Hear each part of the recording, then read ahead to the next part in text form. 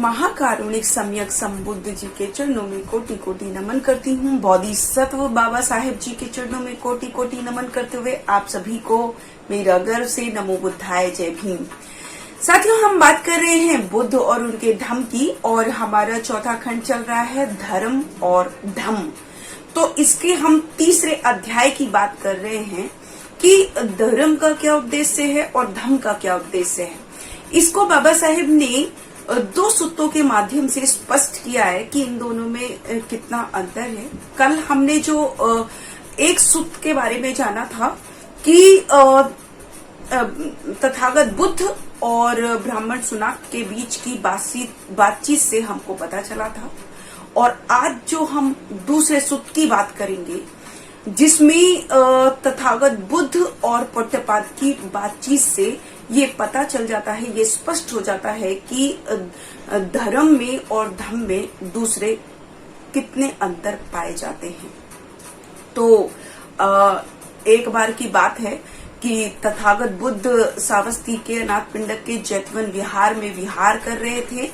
उस समय पर पौट्टपाद भी रानी मलिका के उद्यान में बने एक प्रसाद में ठहरा हुआ था। तो वहां पर क्या होता था कि वहां पर दार्शनिक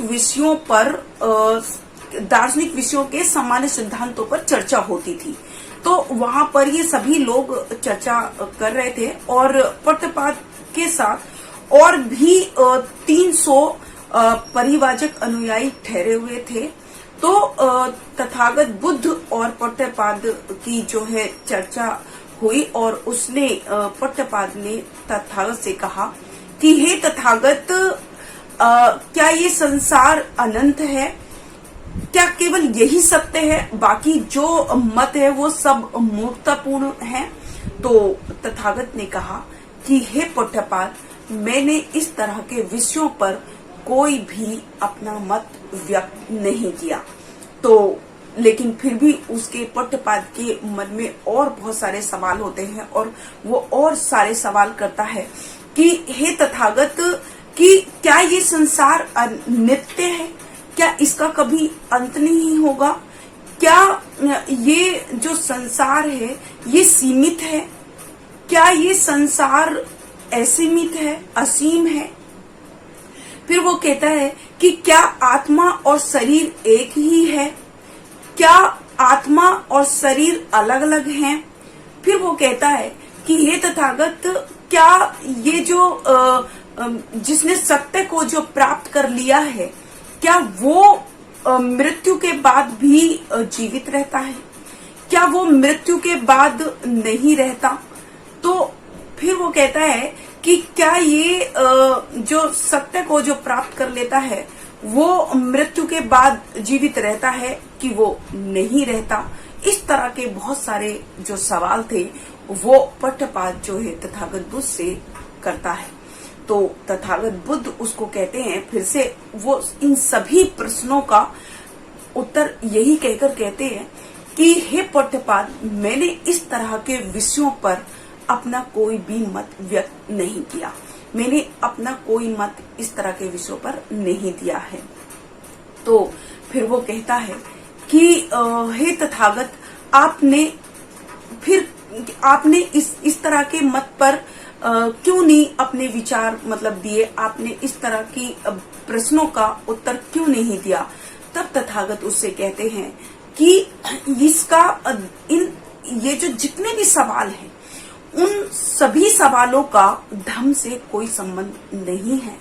ये धर्म से संबंधित नहीं है, ये इनका कोई लाभ नहीं है, और ना ही ये जो प्रज्ञा में सहायक है, ना ही ये वासनाओं की शुद्धि में सहायक है, ना ही ये अच्छे विचारों के लिए सहायक है, ना ही ये सदाचरण के लिए सहायक है, ना ही ये प्रज्ञा के लिए सहायक है, ना ही ये निर्वाण प्राप्त करने के लिए सहायक है, ना ही ये विद्या प्राप्त करने के लिए सहायक है। इस तरह के जो प्रश्न हैं वो किसी भी तरह की चीज में सहायक नहीं है। इनका संबंध जो है धर्म से नहीं है। इसीलिए मैंने इस तरह के विषयों पर कोई भी मत नहीं दिया। फिर पट्टपाद आगे कहता है, तो हे तथागत, फिर आपने किस तरह के मत का व्याख्यान किया है, किस तरह के विषयों पर आपने अपना मत दिया है। तब तथागत कहते हैं कि हाँ हे पट्टपाद, मैंने अपना जिन विषयों पर मैंने जो अपना मत दिया है, मैं उनको तुम्हें बताता हूँ। मैंने अपना मत दिया है कि इस संसार में दुख है।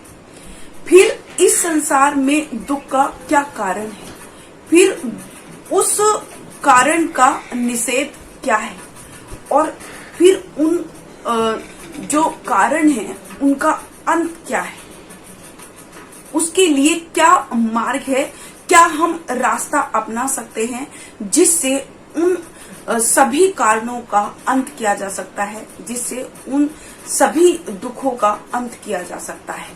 मैंने इस तरह के विषयों पर अपना मत व्यक्त किया है, क्योंकि पट्टपाद इन प्रश्नों से लोगों का लाभ है। ये धर्म से संबंधित है, और ये जो है मनुष्य के सदाचरण के आरंभ से संबंधित है। ये विराग से मुक्ति से संबंधित है, ये वासनाओं की शुद्धि से संबंधित है, और ये शांति से संबंधित है, ये चित्त की एकाग्रता से संबंधित है, और यही उच्च ज्ञान प्राप्त करने में सहायक है, और यही शांति प्राप्त करने में सहायक है, और यही अंतर्दृष्टि प्रज्ञा की उच्च अवस्था में सहायक है, और यही निर्वाण की ओर ले जाने में सहायक है।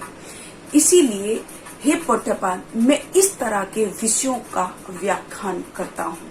तो इस संवाद से ये स्पष्ट हो जाता है कि धर्म जो है वो किन विषयों पर विचारणीय है, और धर्म जो है वो किन विषयों में विचारणीय नहीं है, और किन विषयों में वो विचारणीय है।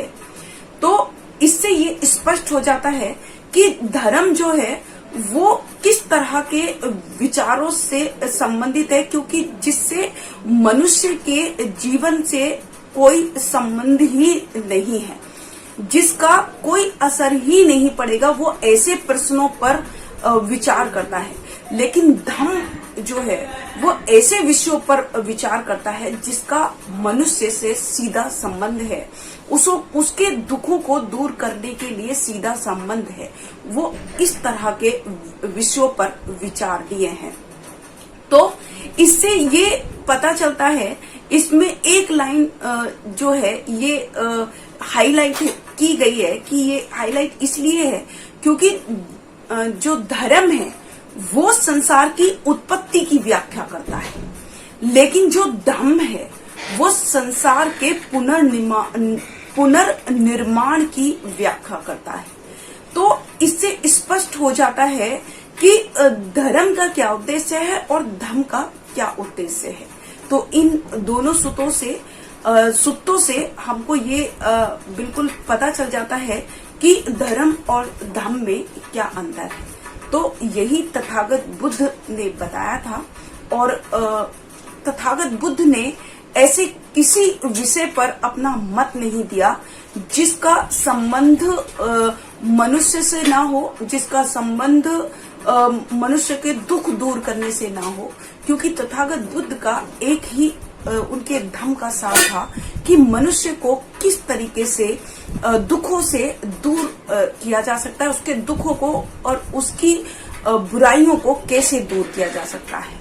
तो आज का ये जो हमारा तीसरा अध्याय है ये समाप्त होता है, और कल फिर से एक नए अध्याय के साथ आपके सामने उपस्थित होंगी।